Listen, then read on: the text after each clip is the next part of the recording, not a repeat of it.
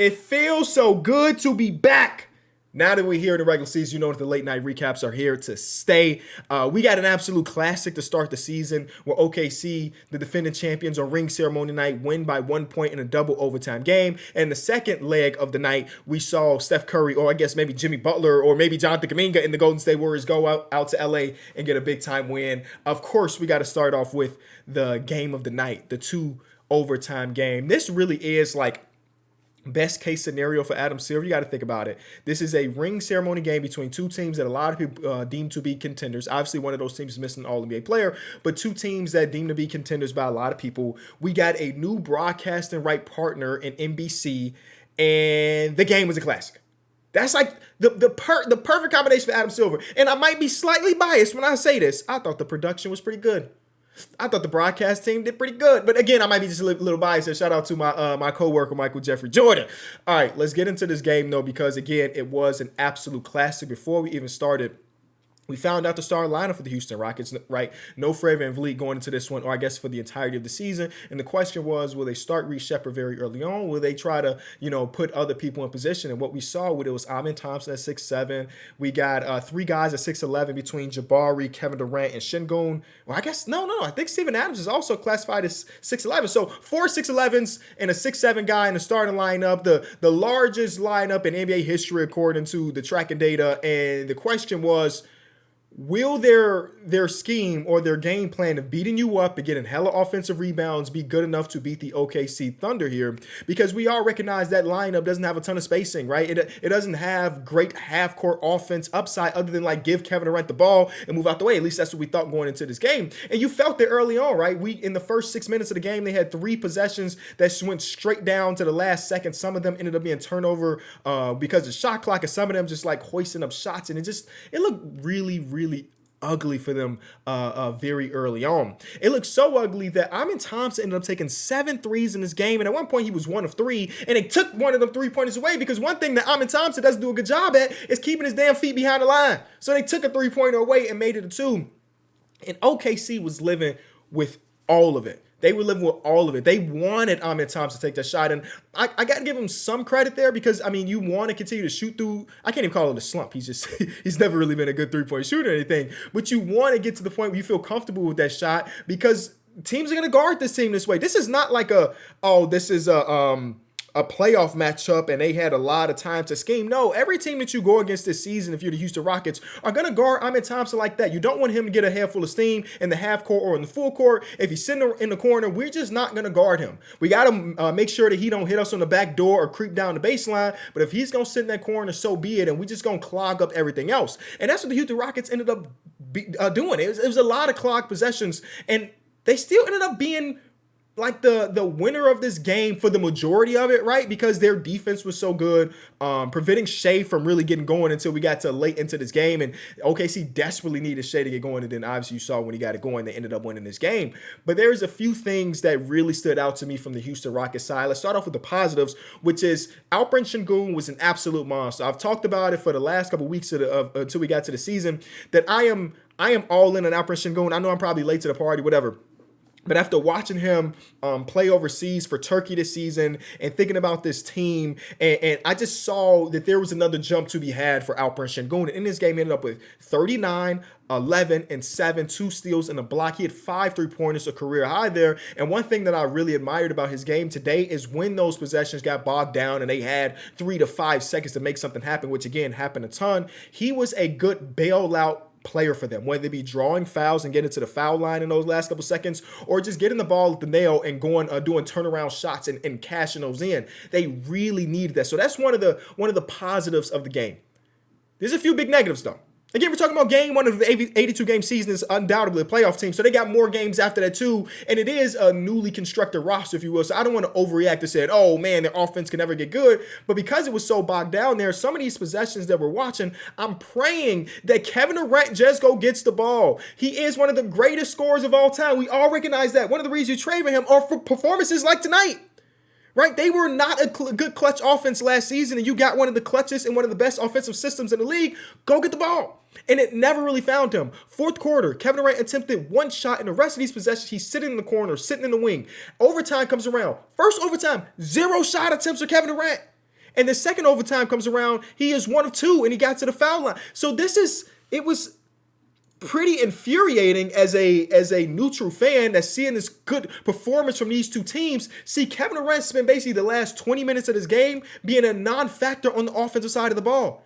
He knows who he is. They know who he is. Whether it be him not being aggressive, of them not being able to throw a goddamn entry pass to him when he's trying to get it at the elbow, whatever it may be. There's no excuse for Kevin Durant to spend 20 minutes at the end of this game with not being a factor on the offensive side of the ball. He's fucking Kevin Durant. And then we get to the fourth quarter, and Sengun's already on the burner, right? And going into the fourth quarter, I forget how many points he had. I don't have it here in my notes. He 9 points plus 8 points plus 2 points. So now he had 19 points going into the fourth quarter. And then it got down to the nitty gritty the last 6 or 7 minutes. I did it that's like the fourth time I've done 6-7 on accident. Anyway, I'm almost 30. And then a lot of the offensive possessions ended up being like Amen Thompson trying to create for himself on the perimeter. I feel like there was almost, I don't want to say no because I have to rewatch. Of course, we're talking about my live reactions and my notes and everything. But it felt like there was not a ton of actual plays being called and not a ton of structure. We saw some stagger screens for a Reid Shepard. We saw some stagger screens for like Kevin Durant coming off and curling a little bit. But for the most part, I didn't feel like there was a lot of organized ball. While on OKC, it was also not a ton of it. But because of the way Houston was defending them, they ended up generating a ton of just wide open threes, just off a couple extra passes and things like that. And though they did not shoot the ball well, I felt like I walk away from this looking like the OKC Thunder had a better offense, right?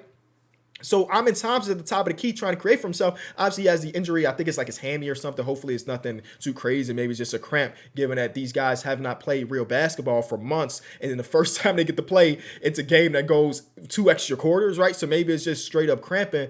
But if Amen Thompson has to come off the court, now you bring in one of the other downsides of day number 1 for the Houston Rockets, Reid Shepard.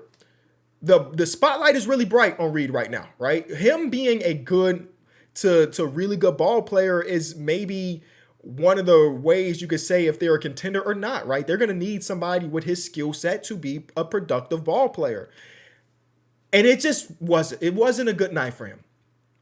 I don't sell all of the stock, right? But it just wasn't a good night for him whatsoever. When they started to run that zone when he was at the top, and Shea really got it going by targeting his side of the zone and just going straight at him. The first couple possessions he's in the game defensively, Lou Dort does that baseline spin move, which is one of the coolest moves we've ever seen Lou Dort do. And one of the other ones, Shea Gilgeous-Alexander on the left wing does like a behind the back move that had Reid Shepard stumbling a little bit. I don't think that ended up in the basket, but it felt as though whenever he was on the court, it was a priority for the OKC Thunder to look at him and say, we're going at that, especially if it was him and no Amen Thompson or him and no Tari Eason, guys that could come off the help side and just really muck some things up. Without them, and it's just Reid, it felt like it was each session for Shea. Felt like it was even Casey Wallace got in on the action. So there is a lot of growing to be done. And obviously you don't sell a stock or anything. He is such a young ball player, but this is one of those teams that's looking to compete.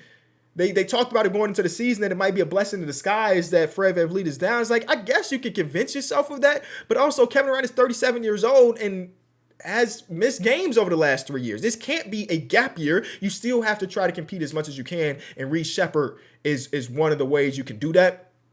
Also, didn't like this Tari Eason game. I think it went under the radar because Reid Shepard was so bad in this one.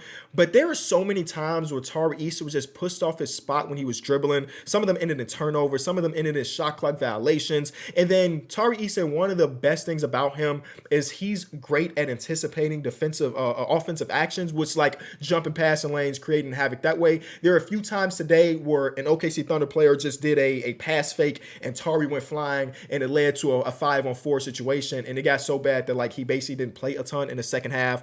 I guess do you call it 2 second halves if you play 2 overtimes? He didn't play a single minute in overtime, only 2 minutes in the fourth quarter. So the last 20 or so minutes, not a ton of time for Tari Eason. And it's just not a good start overall. Again, 82-game season, don't want to overact too much. But if there's any silver lining to any of this, Alperen Sengun was an absolute monster on one of the best defensive teams in all of basketball on all 3 levels.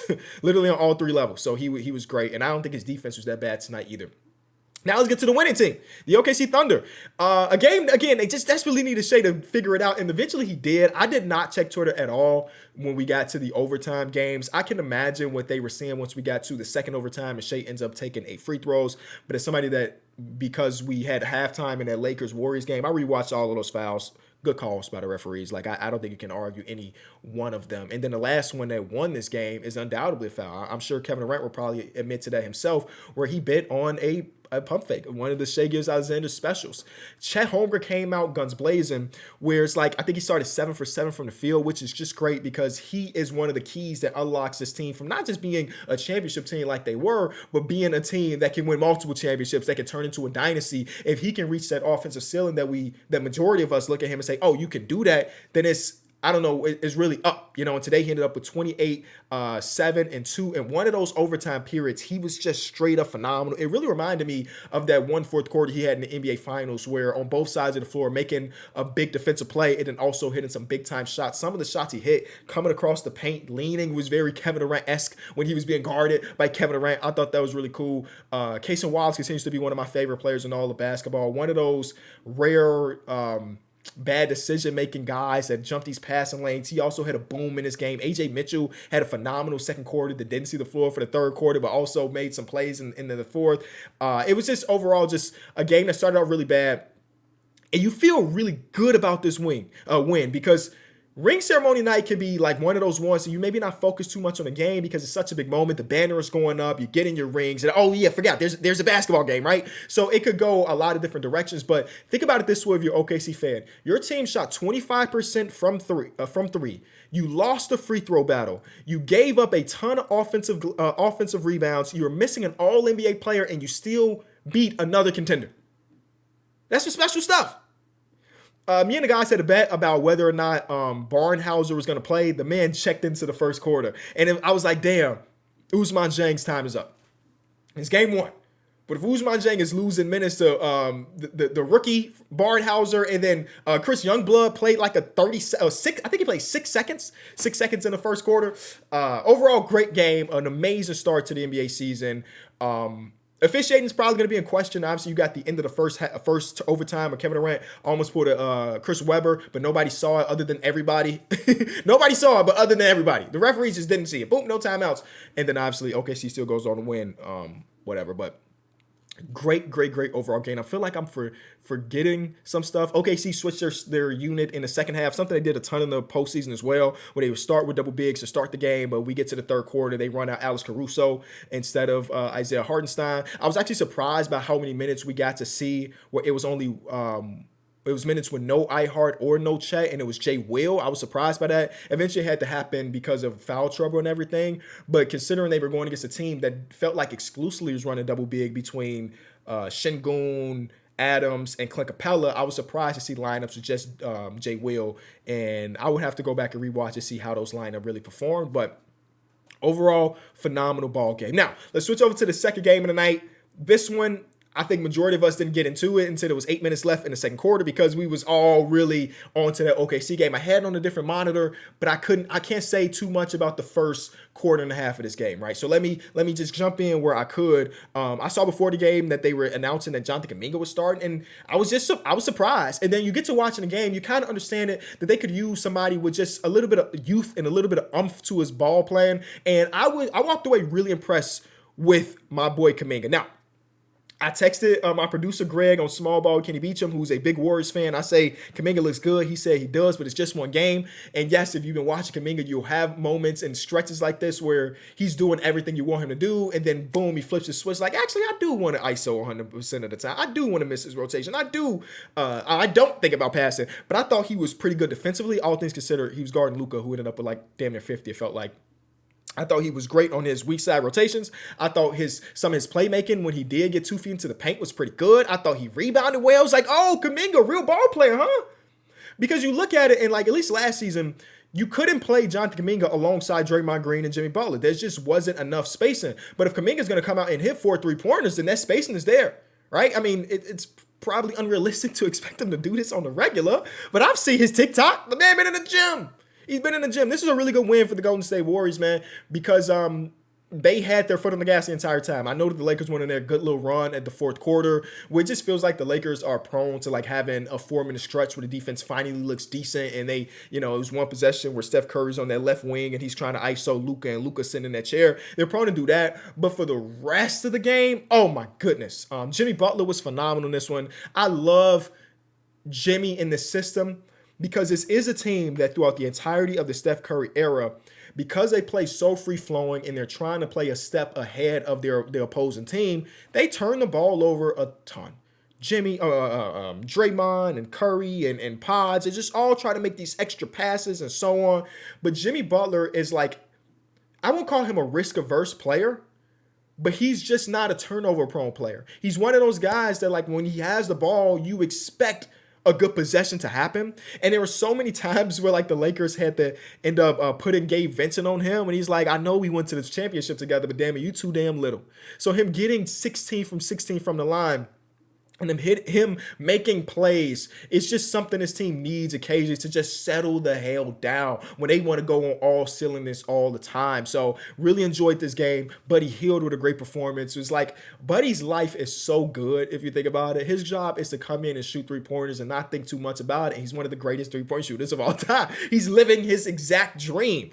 So shout out to the Golden State Warriors for this one. This is a really great win. For the Lakers, Luka ends up with 43, 12, and 9. Listen, this is day one of the season, so you don't want to overreact. But if I'm being honest with you, I'm already tired of DeAndre Ayton on the Lakers. Just one game in. I watched preseason. Didn't think too much about it. Just one game in. I strongly dislike big men who don't hit on the screen. Especially if they're not like Giannis don't hit on his screens. But he's so much of a force that as long as you give him the ball, it don't matter that he didn't hit on his screen. DeAndre Ayton won't hit on his screens that he's setting high screens on Luka, and then also stop 12 feet away from the basket instead of completing the roll. There was a couple possessions in this one. Austin Reed's trying to throw it up to him, but he stopped 3 steps too early where he's not even there for the lob. It's frustrating at the end of the day because we watched DeAndre Ayton be really good. What was that, 4 years ago, where, he's with the Phoenix Suns and he's always been more of a finesse big than a physical big. I understand that. But it feels like he just don't want any contact whatsoever. There should not be a 7-footer that is that incorporated to the offense that gets to the foul line one time. It's really unacceptable. And because he is such a finesse player and he's not a dirty work big, which Luka needs in a lot of cases, they find themselves just giving him post touches occasionally. And it's just not good. It's just not good in my opinion. It's just not good. So this is about to be a long ride if this is the way we're going to get DeAndre Ayton for this 82-game season, man. I'm expecting it because they didn't play a ton together, Luka and DeAndre Ayton, so as long as they're getting a few reps in, it gets better. But guess what? The team you just lost to, that is a playoff team. These other teams are ready to win ball games. You don't really have time to jail. You got to find ways to win ball games. It also scares me that Luka had to play 41 minutes in this one for it to be a competitive ball game, right? If Austin Reeves or Luka Doncic didn't have the ball, it felt like me and the homies hooping. It's trash to only have 2 players that you trust to have the ball. And obviously, Bron comes back and it changes. It becomes 3, but it's not just 3. It's Bron and Luka, so it's like a tier above that. But all the other dudes on the roster, if I'm the Warriors, I don't care if they're trying to create. I literally don't care. Let's focus on trying to stop Luka. Let's focus on trying to stop Austin Reeves and let the chips fall where they may. And that's felt like what they were trying to do. Obviously, both those guys end up having really good individual performances because the other guys can't do much. Also, Luka, phenomenal game. So frustrating to watch him when he's the guy that doesn't have the ball. How far out he's sitting. He's sitting on the damn logo. It's like, I just want him to, he don't have to move off the ball like he wore the Stephen Curry. But I just want him to be just get closer to the rim because it's not as though he's being face guarded out there, right? So it's not like you're letting the other team play 4-on-4 necessarily. It's just something that has always been with Luka, and that's like as good of a player as he is. It always blows my mind, and I was hoping that in this game full offseason with JJ Redick, that maybe they incorporate him a little bit more when he's off the ball. Again, phenomenal game. I can't take that away from him. He was great. Some of the and-ones he hit in this game was legendary just off that alone. But I do get frustrated with that. And then Jared Vanderbilt shot a three so damn bad that I ducked it. I felt like Al Horford. I hit one of these. It was all air. I still absolutely love Golden State Warrior out of timeout play. Even if they don't make the basket, I can't wait to rewatch every one of them that they had. They're all just so beautiful. So many baseline Gary Payton possessions, and he also had a big man dunk in this. So it was a great Warriors game, I gotta say. But it's just a few things to that the Lakers that they gotta clean up. Luka was great though. My goodness. Does it feel weird to anybody else that Luka's on this team? I don't know. He might be 32 years old. And I'm like, I can't believe Luka on this team. But I truly look at it like, damn, this dude really got traded, man. He really, really, really got traded. Anyway, Jonathan Kuminga already mentioned, Steph Curry didn't have to do much tonight. Shoe came off like 3 times, by the way. I don't know what them new Currys is, but you got to lace them up tighter or get back to the drawing board with them. But good night. And then tomorrow we got 3. Oh my God, bro. Do we have 12 games tomorrow? We have 12 games on tomorrow. How do we pick which ones to watch? Heat versus Magic, I'll probably watch because Knicks versus Cavs is his first game of the night. That's definitely one. You obviously got to watch the Bulls. If you're not crazy, you got to watch the Bulls. I don't know. A great night. I feel like there's more to be said, but I have to save it. Thank y'all so much for watching. NBA season's here. I'm hyped. Bye.